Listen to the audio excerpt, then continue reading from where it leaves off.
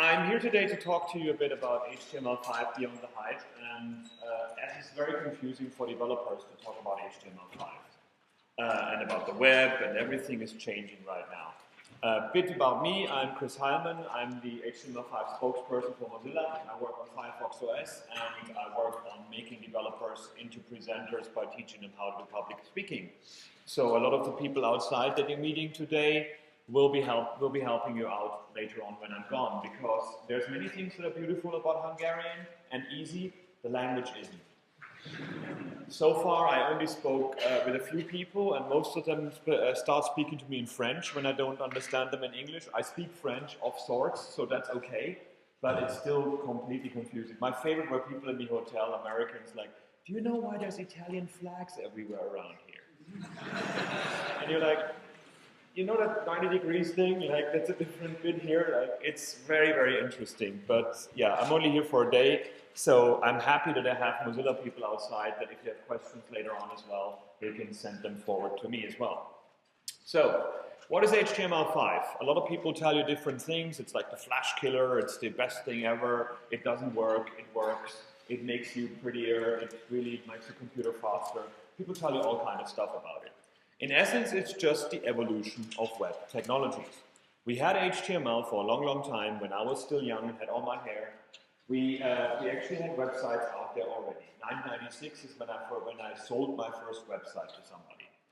And then we realized, just a few years ago, that the web is moving away from desktop computers to mobile devices. And mobile devices had different needs. And even on the desktop, we had different needs. We didn't want to have documents any longer that link to each other with a bit of forms in them. We wanted to build applications. We had Flash that showed that applications can be done on the web, but the native technologies weren't good enough. You couldn't do video, you couldn't do audio, so we enabled the technologies by writing new standards and implementing them in browsers. So HTML5 grew up to be an apps platform. And the beginnings were very promising. When the first iPhone came out, we finally had a reason on mobile to say, like, yes, HTML5 is the way to go. Because Steve Jobs went on stage and said there's no SDK required. The web is the platform, Safari is the browser that enables you to do everything on this planet and never has any problems. He had a few mistakes there, and that changed afterwards as well. Out of a sudden, everything became native. And everything is like, okay, the web is nice, but it's this like last app you will ever use on your phone. And that we thought wasn't fair to the web, because it has a lot of merits that native platforms just don't have. And nowadays we face realities of HTML5 that are a lot different to that. This is caniuse.com, a great website if you want to know if you can use something, as it's said in the name. And this one shows you the performance or the support of different technologies in different browsers. And this is form validation, basically input type required. That means that if you don't enter that input field, the form doesn't get sent off. Awesome, you don't have to write JavaScript to do that. The user can never send in bad data. And it's supported in all the browsers, including Internet Explorer. So Internet Explorer, Firefox, Chrome, all of them do fine, except for iOS, Safari, Opera Mini, and the Android browser. All the browsers that actually shouted that HTML5 is the future don't give us basic functionality of HTML5, which is kind of bizarre, but also really, really annoying for us as developers. So we have to find a way around that, and there's no better way to get somebody to do something than to be a better competition. So there's a great survey, and this survey is happening right now as well. So they're asking developers about their information, what they want to have from HTML5 and platforms and all kinds of things. And this one asked, how can HTML5 compete with native? So this is the URL. Don't need to write that down. The slides are already on SlideShare, and I'm sending out the links afterwards as well. It's a really great read because it gave us a lot of insights. A lot of browser developers create a lot of new technology because we think you might be needing it. But these kind of surveys give you the information that you really need, and there are a few surprises in there that make us change right now. One of the things was the developers said they cannot do HTML5 instead of native applications because the lack of APIs. 63% of HTML5 mobile developers go directly to the browser when developing a mobile website or app. Yes, we use browsers to surf the web. We also use browsers to build applications with. However, the browser is the most popular route, yet 61% of Android apps cannot be implemented via the mobile browser due to lack of APIs. You cannot access the camera on Android directly from JavaScript. You cannot access the accelerometer on old iOS. All these things are not available to you. The other problem that they found is that 37% of Android apps could be implemented using HTML5 via the mobile browser across the platforms, 49% via PhoneGap to actually pre-render a native app from your HTML5, and 98% via Firefox OS. Why is that number so high? Because Firefox OS is written in HTML5 instead of being a native application that helps HTML5. In essence, it's a broken comparison. When I say like, can a native app be as good as an HTML5 app? Those are two different things because of the nature, because of what they want to do. So if you see a different goal, a native application provides the best experience in a defined environment. It's fixed in a current state. This game now works on iOS 7. iOS 6 doesn't get that game. Android have to wait 5 months to get that game. The idea about native applications is that you squeeze the last bit out of the hardware that you have in the current state. I used to write games and demos for Commodore 64 and Amiga. I knew everything about that machine. I knew every chip, I knew what it does, I knew where I'm going. I could do 3D animations that people thought were never possible of this machine. Can I reuse that code anywhere else? No, I can't. And it's the same with native environments. The web, on the other hand, their goal is to reach the largest amount of users regardless of location, technical environment, or ability. This is why the web was defined. Everybody is invited. A developer in Uruguay, in Peru, in Hungary, in Germany, they're all on the same level. You don't have to pay to start developing. You don't have to wait for hardware to start developing. You open a text browser and a text editor and you start building things. So it's fiercely flexible and adapting. Things that I've written in 1996 on the web look awful, but they still work. They're not blocked out. The browser doesn't tell me I don't know what that is. It's still the same technology, just enhanced. It's also different approaches. A native environment innovates with close, patented technology and secret features to gain advantage over competitors. Do you know what's coming in iOS 8? No, you don't. There's lots of rumors going around. You learn when it comes out. The same with Android. Android comes out as open source, and then 2 weeks later you get the source code.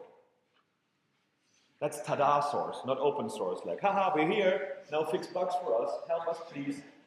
So either it's open from the beginning or not.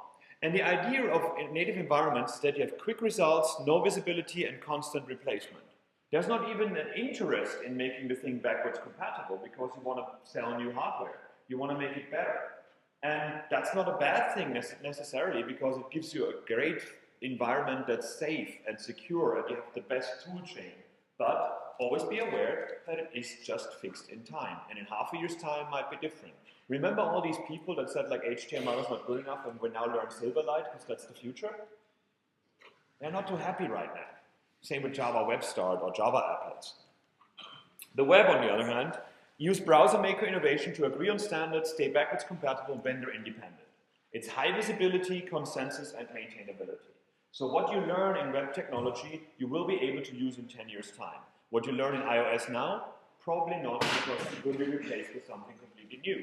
Which, again, if that's what you want to do, if you just want to build a game now that makes you money in the next half year, that then gets thrown away, go for iOS, no problem whatsoever.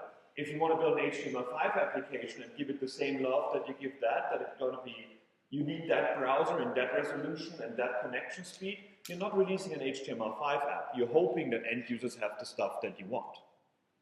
So for an HTML5 solution to be as good as a native implementation, it only has to work on one browser, on one operating system, on one defined piece of hardware, and in one specification.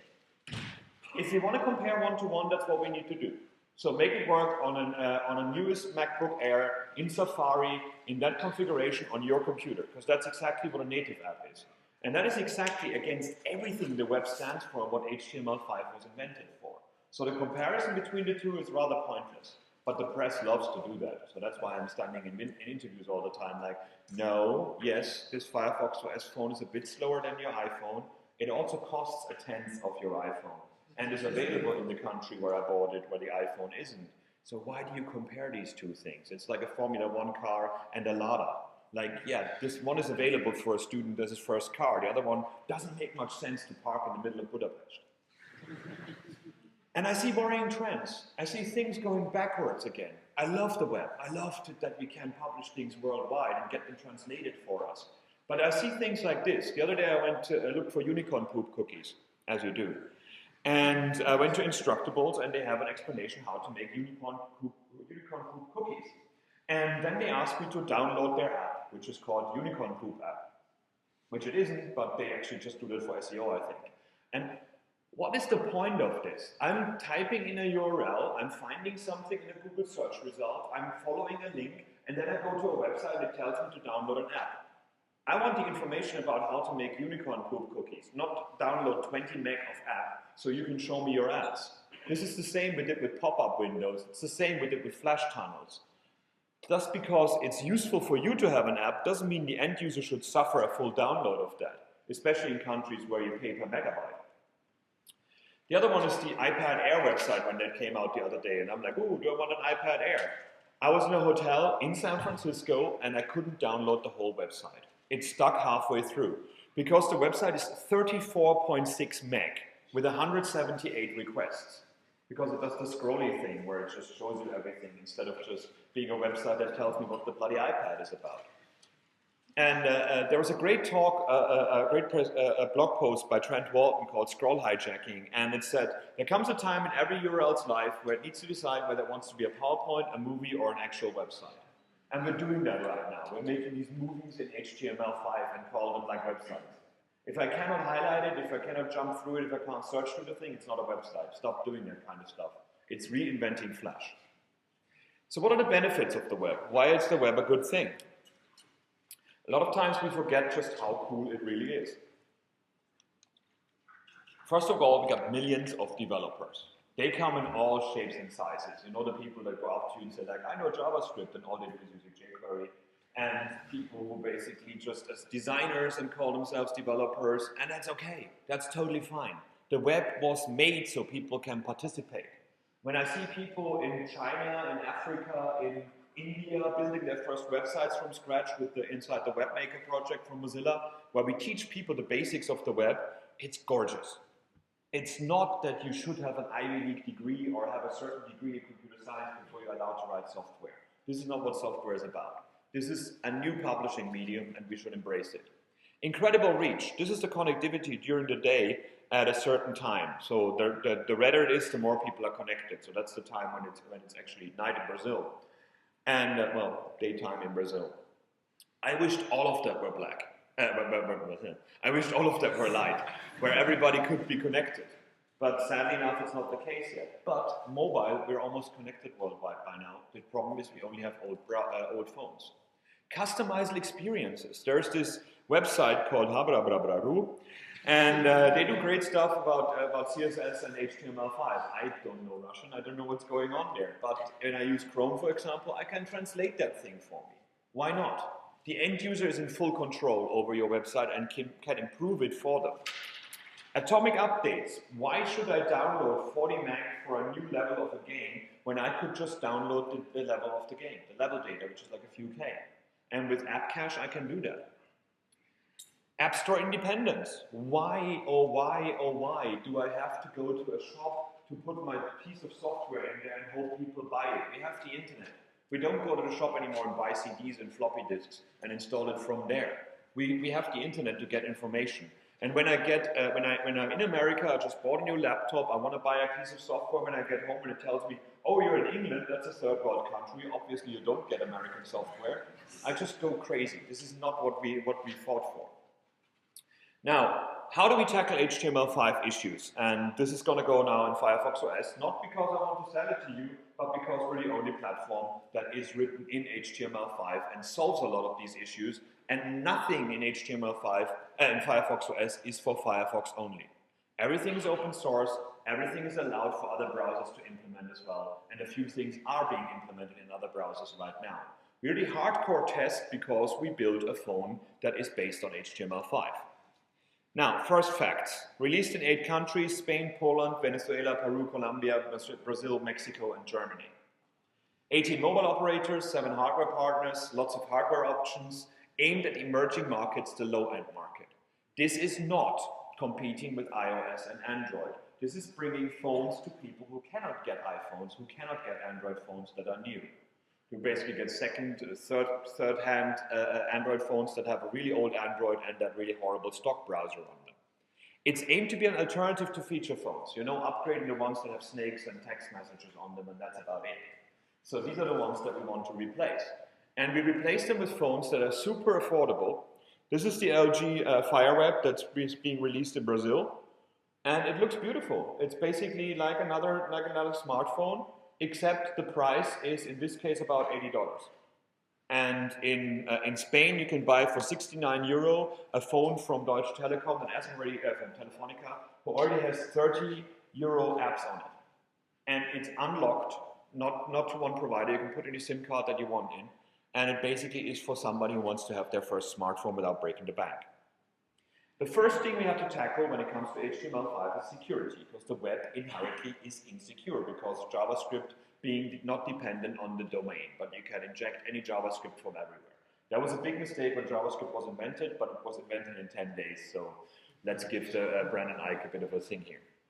So the first thing to do to turn an HTML page into an application for Firefox OS or the open web is write a manifest file that tells us this is an app. Here's where it is, here are the icons, here's who wrote it. So you actually can say, now give me a bit more things than a normal website should have. Install me, make me full screen rather than just show me in a browser. Web content, like HTML5 pages, mobile optimized HTML5 pages that we have there is the first level of security. They don't get any special access to the hardware, but they get things that work. IndexedDB works, app cache works, WebGL works, all the things that we get promised in HTML work in Firefox OS because it is an HTML5 operating system. Nothing in this is actually C# or Java or anything like that. You can write the whole operating system in HTML, CSS, and JavaScript, and you can download it from GitHub as well. An installed web application is packaged up, so that gets more access to the hardware. A privileged web application tells the user what hardware they want to have extra. Like, I want to access the camera, I want to access the address book, and the end user says yes or no. A certified web application is the ones that make up the operating system itself, the dialer, the text messaging app, the camera app, and these are built by Mozilla and partners. So you're probably not going to build one of those, but you don't need to as well, because there's another way to access the hardware, but I'm going to show that later. You ask for permissions in your manifest file as well. So that one, it says like, I want to read and create contacts, and I want to set alarms. So the end user, when they install the application, basically says, okay, these two things I allow it to do. These are all dynamic as well. So if people installed your app, and later on they want to have access to more of your phone, all you have to do is change the manifest file, and the end user gets asked. Not like it is in Android, where you have to ask for everything up front, and you can never change that again unless you uninstall and reinstall the thing. Hardware access. How do you access the hardware? With JavaScript. These are the web APIs. All of the things that you can do in Firefox OS, and some of them across other browsers. Like the vibration API, which allows you to vibrate the phone, is now available in latest Chrome as well. Yesterday that one got released. All of these are open specifications sent to the W3C and implemented across different browsers. How do they work?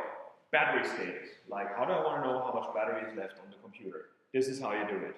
Battery is navigator.battery, battery level, get 100%, round it down. Is it charging? That's a Boolean. How long does it take to charge? How long does it time to discharge? And you got event listeners asking for different things about the battery. This works in Chrome, this works in Firefox, this works in Opera, and a few other browsers are actually implementing that one as well.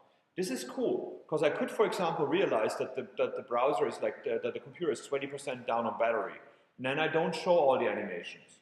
My application should be clever enough to let users use it for as long as possible, not give it the best experience and burn down my battery in a few minutes. So that's a great opportunity there. Vibration API. You want to make the phone vibrate? Navigator.vibrate 1000. This vibrates it for a second. If you put an array in there, it actually vibrates it for 200 milliseconds, pauses for 100, 200 milliseconds, pauses for 100. Of course, the first thing we've done when we implemented that is write a Morse code app. That actually makes the phone vibrate and the other one read it. Network Information API. Are we connected? Yes. If the bandwidth is more than 0, then we're online. If it's metered, then it tells you that it's metered. So that's a good idea to say, like, okay, the end user has so and so many megs left this month for download. Maybe I should not ask them to download the 3.5 gig of videos and images like the Bark's Tale does on Android. Page visibility, very important. That one is an event listener on visibility change. If the document is hidden, then you know that the app is currently hidden. If it's not, then the app is being used. So this is great for realizing if the user is using the app right now or not. It's a bit like the tab visibility API in Chrome and Firefox on desktop. If you don't want to package your app, if you don't want to make a zip of it and send it to a marketplace and get a security review of it, you can also use web activities. Web activities are like intents on Android. So instead of asking the user to give me access to their camera, all I do is ask the user to give me a picture, because that's what my app needs in the end. This is what it looks like. New Moz activity, name pic, and type is the image MIME types. And then I have an on-success handler and an on-error handler. In the on-success handler, I just create an image, and I actually get the window URL create object from the result block. So this is how easy it is to get an image from the camera without having to get access to the camera, because the user does it for you. So if you execute that, this is what it looks like. The user gets asked to give you a picture. So that could be from a wallpaper, from the gallery, or from the camera. You don't need to know what the user uses. You just want to have a photo. So that makes the user secure because they choose what they want to do to get the picture in there. And it keeps you secure because you don't get access to the camera that could be abused. What if you want to distribute your app? Of course, when you write apps, you want to get people to get them somehow. The normal way of doing that is a marketplace. And people love marketplaces because they come with a phone, they don't have to understand URLs, they don't have to understand anything. And we have one as well. The marketplace is where you can list your applications for Firefox OS or for desktop. And there people can put the reviews in, there you can do your monetization, there people can actually pay for your apps up front. But you can also do in-app payments if you want to actually make money later on. These are available for Firefox OS, Android, Windows, OS X, and Linux. So if Firefox is available on any of these computers, you can run these applications full screen as applications on all these different platforms by sticking to that open app specification, which is just writing the manifest file. That's why people like Amazon, that's why people like Sencha, that's why people like PhoneGap are now interested in implementing that as well, because it's something that everybody needs right now. And you can also install from the web. If you don't want to go through the marketplace, you don't like us, you already have a website that's super successful, and you just want people to install an app from that one, all you have to do is call this JavaScript. Install app, navigator, Moz apps, install, point to the manifest URL, and then you can install or not install the application, and you get an on-success handler or an on-error handler back.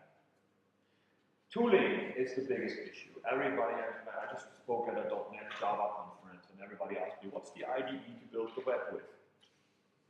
VI? Like, whatever you want to use. So there's no one IDE to actually make web development with, but people want good tooling, I understand that. It's like when you don't know where an error came from, when you don't know where memory is being lost, that's not good. So this is what developer environment for Firefox OS looks like. It's the browser. So this is Firefox on the right-hand side. If you just open the app manager in Firefox, you get this. Then you connect the Firefox OS phone, and it shows up in your app manager. So this one connects to the phone. On the phone, I says yes. And then I can put my first app on the phone from my hard drive. This is just an index.html with a manifest file, and it installs it onto the phone. If you want to do that from the web, you can do that as well. It doesn't have to be on your hard drive. It can be on your GitHub account, for example, and you install the application from there. Now, installing and uninstalling applications via USB is not good enough. We also want to debug. So this one is the developer tools that are already in Firefox, that you're already using on the desktop, and that one allows you to edit the application while it's running. So in this case, I can now rename the button in there to something else and prototype the changes that way without having to repackage my app and recalculate everything. I have JavaScript access to the phone, so I can actually do an alert right now that shows up on the phone. and I also have a complete CSS debugging. Now, if you don't have a device, you can also use the simulator. The simulator is just an add-on to Firefox, where you can run the simulator, and all of a sudden you have a simulated phone on your computer. And that is where I do 90% of my work, because I don't like to work on the phone itself. It's just the phone itself you only need for hardcore performance testing. So as everything in the operating system itself is HTML5, we can mess, for example, with the settings application. The settings application is a certified application, but still, as it's not right now in the emulator, I can play with that. So the little HRs between the different settings, let's turn them to red. Or if we don't like the size of them, let's make them bigger. Let's give them a bit of margin just by putting the CSS in there. And all of a sudden, there's a bit more space between them. And all of that is live in the browser. If you take the CSS out, this is what the HTML looks like. And if you put it back in, this is what it looks like. So you don't need to repackage, you don't need to redistribute, you do it live on the computer. You tap on something on the phone to start editing it, and then you can start renaming it to something else. So for simple prototyping, when you show guys things to a client, this is wonderful. And it also allows you to learn from other applications, like for example from the settings app, what it looks like. The home screen itself is also HTML5. So we can now take, for example, all these icons from all the different apps that have been installed and change them in CSS. So I go into my CSS style, and now I rotate them by 90 degrees just by doing a transform rotate 90 degrees. And all of a sudden, all the icons are being turned to 90 degrees. Try to do that on iOS. Try to do that on Android. You can also scale them to make them unusable, but that's what developers do. But it just shows how much power you have over it. You can also list all the applications that have been installed on your phone and see their permissions. So if there's a permission model problem, you see it in a very simple way in this kind of environment. And you can run the applications one by one to try them out as well. So you could do a automated testing of all the applications on the phone from the emulator, and if you want to, you can open it in the browser as well in a new tab, because it's just HTML5. It's nothing magic. Google does similar things. They have this web designer that they just brought out, which is a what you see is what you get editor to make HTML5 ads with it. This came originally from Motorola. When they bought Motorola, they just got that in. And that's kind of cool. I want to see these kind of things. I don't want people have to buy Illustrator, make an app, and then convert it somehow to HTML5. You can't do that directly in the browser. Adobe Edge does the same things. They are available for free for students as well, I think. And there you can actually take things from PSDs and turn them into HTML5 and CSS. So everybody works on tooling for HTML5 right now.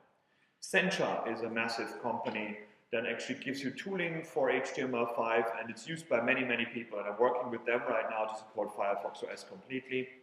PhoneGap is basically the main stop when you want to turn HTML5 into native applications, to make an Android app or an iOS app from your HTML. What else is happening? What's cooking? What's coming down the line? This is all pretty cool, but we always want to have new things, and there's a few things that Flash could do, for example, that HTML5 couldn't do yet. So, for example, web components. Web components are super interesting. Right now, every time we make a widget, every time we make a tab group, every time we make a calendar, every time we make these kind of things, we're working against the browser. The browser is busy 60 times a second painting a screen. From your CSS, from your JavaScript, from your HTML. This is just how projectors work, this is how screens work. The browser does that for you, and it just paints things. And when you start animating in CSS or creating new things, when people click on something, you basically go to the browser and say like, hey, the browser's like, I'm busy, go away. And you're like, hey, paint this new thing, please. In the developer tools, you can actually turn that on with repainting. If you go to any website, now I'm gonna mess with my presentation again here. If you go to any website, for example, this one here, and you do the inspect element, you can press this thing here, and every time something happens to the screen, you see that the coloring changes here. So that basically tells you that something is happening. So that's the repaints that the browsers have to do. And the more of those you do, the more annoying it will get for the browser and the slower your application will get. So far there was no way around that, sadly enough, because the browser didn't give us access to the rendering. With web components we do. So with a web component, I can write HTML, CSS, and JavaScript and make it part of the rendering flow. I just give it to the browser, and when the browser paints the picture already, it just takes my stuff in as well. So I don't need to wait for the browser to finish painting before I tell him to do something, but the browser paints my widget while it's doing it. This allows you to build things like tab controls that are independent of the performance of the browser. They actually is part of it. The other thing that web components do is that you can build a tab control that does not get the CSS from the rest of the page, which is always a big problem, like the Comic Sans font that somebody defined in the body goes into your tabs and makes them look bad. With web components, I've got an atomic component that just is independent of the rest of the DOM. So I paint things that way and I control my CSS that way. There's customelements.io, which is a very, very simple repository of all these elements that you can start downloading and using in Chrome, in Safari, in Firefox, and maybe soon in Internet Explorer. Not quite sure yet. Google is very much into web components as well. They built this Polymer framework, which has worked a lot of times together with AngularJS. So that one allows you to use web components as well across browsers.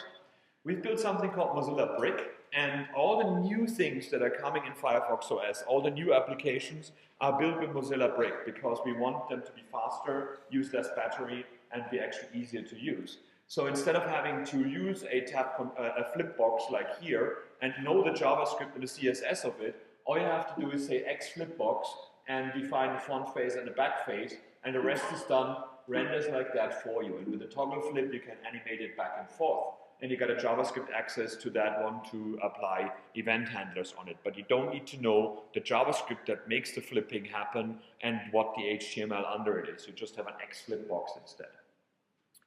WebRTC is a super interesting thing as well, which is basically peer-to-peer connectivity of computers. So instead of having to go through a server for everything that you do for a multiplayer game, for example, you allow users to connect with each other. So that way you can do audio chat, you can do video chat, you can use BitTorrent over the browser if you wanted to, or you can just send data back and forth in a back channel without actually making the interface slower. Google Hangouts works with that, and it works immensely well. I was really excited the other day when I couldn't go to Korea, and I gave a presentation at the Korean conference at home in my house over Google Hangouts, and that worked. I didn't need to use Skype, I didn't use anything, I just used my browser and gave a talk in Korea.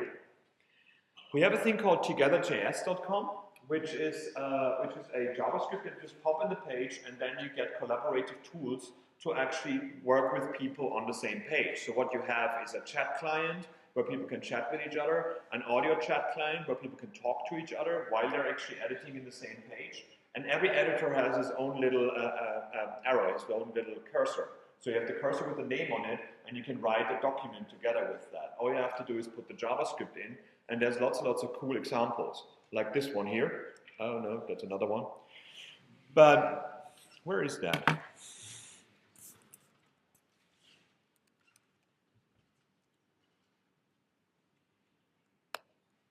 That's what it looks like.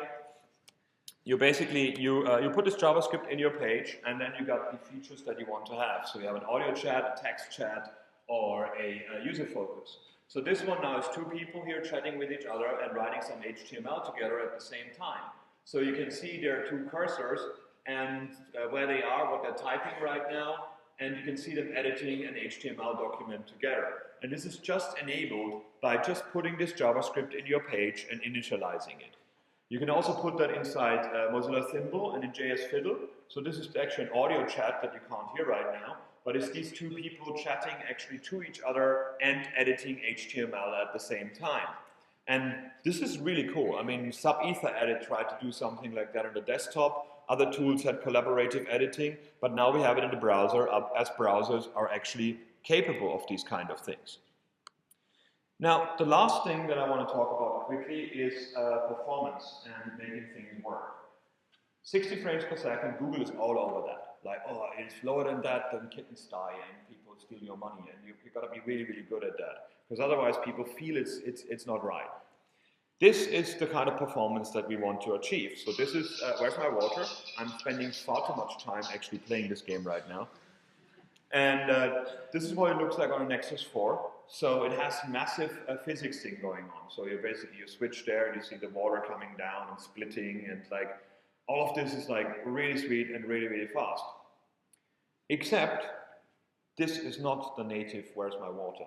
This is HTML5, and this is not a normal Nexus 4, but it's a rooted Nexus 4 that runs Firefox in it. So what we've done here is we worked with Disney Interactive, the guys who actually built Where's My Water, and we used ASM, Emscripten and ASM.js to actually convert their C++ game directly to JavaScript. So they didn't have to learn JavaScript, HTML, and CSS. They just gave us their bytecode, and we converted it for them. So with this, we also have the Unreal 3D engine now in the desktop browser. The Unreal 4 engine is in the making as well. So it's for C++ guys who have 10 years of experience of building great tools. Why should they learn JavaScript? They don't have to, because we have development tools that allow us to convert one to the other right now. So I would love people to start with JavaScript and HTML and CSS. It's great, it's fun. But if you already have a tool, why not convert it? And this is where we're going with this as well.